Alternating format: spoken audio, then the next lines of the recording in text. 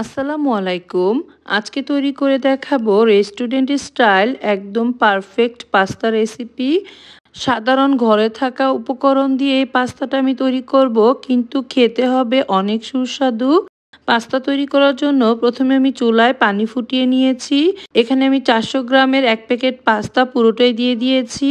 1 চা চামচ তেল ও 1 চা চামচ লবণ দিয়ে দিয়েছি। পাস্তাগুলো আমি 7 থেকে 8 মিনিট সেদ্ধ করে নেব। আপনাদের ক্ষেত্রে সময় কম বেশি লাগতে পারে।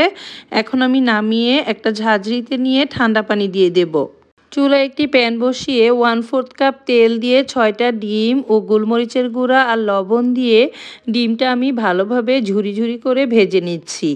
এই ডিমটা আগে থেকে ভেজে রাখলে নুডলস রান্না করার সময় ঝামেলাটা একটু কম হয়।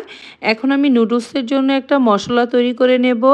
এখানে আমি 1 চা চামচ মরিচের গুঁড়া, 1 চা চামচ টেস্টিং সল্ট, হাফ চা চামচ চিনি, 2 টেবিল চামচ সয়া সস, 1 চা চামচ গোলমরিচের গুঁড়া, 2 টেবিল চামচ টমেটো সস, 1 টেবিল চামচ ওয়েস্টার সস, 1 প্যাকেট স্বাদে ম্যাজিক।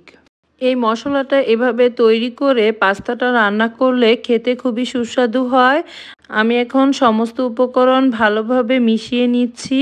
এখন আমি 1 টেবিল চামচ ঘি দিয়ে দিয়েছি। ঘিটা আমি দিতে ভুলে গিয়েছিলাম। ঘিটা দিয়ে আবার নেড়েচেড়ে মিশিয়ে আমি বাটিটা এক সাইডে রেখে চুলায় আরেকটি প্যান বসিয়ে দিয়েছি। এখন ওই প্যানে আমি 1/4 কাপ তেল দিয়ে দিচ্ছি, 2 টেবিল চামচ পেঁয়াজ কুচি, 1 কাপ দিয়ে দিচ্ছি ছোট ছোট করে কেটে নেওয়া ফুলকপি, 1 কাপ দিয়ে দিচ্ছি গাজর কুচি, বরবটি দিয়েছি 1 কাপ, পাতাকপি দিয়ে দিয়েছি 1 কাপ। এখন 1 চা চামচ লবণ দিয়ে দিচ্ছি ও 1 চা চামচ আদা রসুন বাটা দিয়ে দিচ্ছি। চুলার আঁচটা হাই ফ্লেমে রেখে সবজিগুলো প্রথমে আমি নেড়েচেড়ে 2 মিনিটের মতো ভেজে নিচ্ছি। এখন আমি এখানে ক্যাপসিকাম দিয়ে দিচ্ছি, সিদ্ধ করে রাখা পাস্তাটা দিয়ে দিচ্ছি। এখন যে টমেটো সস সব একসাথে মিশিয়ে একটা পেস্ট তৈরি করেছিলাম সেটা দিয়ে দিচ্ছি। এখন নেড়েচেড়ে মিশিয়ে নেব। চুলার আঁচটা হাই ফ্লেমে রেখে এই অবস্থায় পাস্তাটা নেড়েচেড়ে মিশিয়ে নিতে হবে।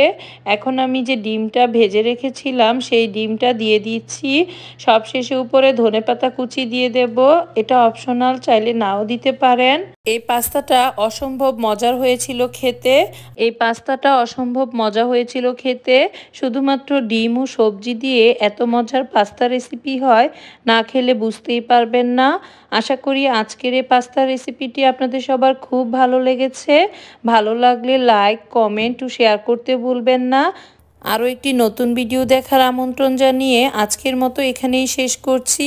আল্লাহ হাফেজ।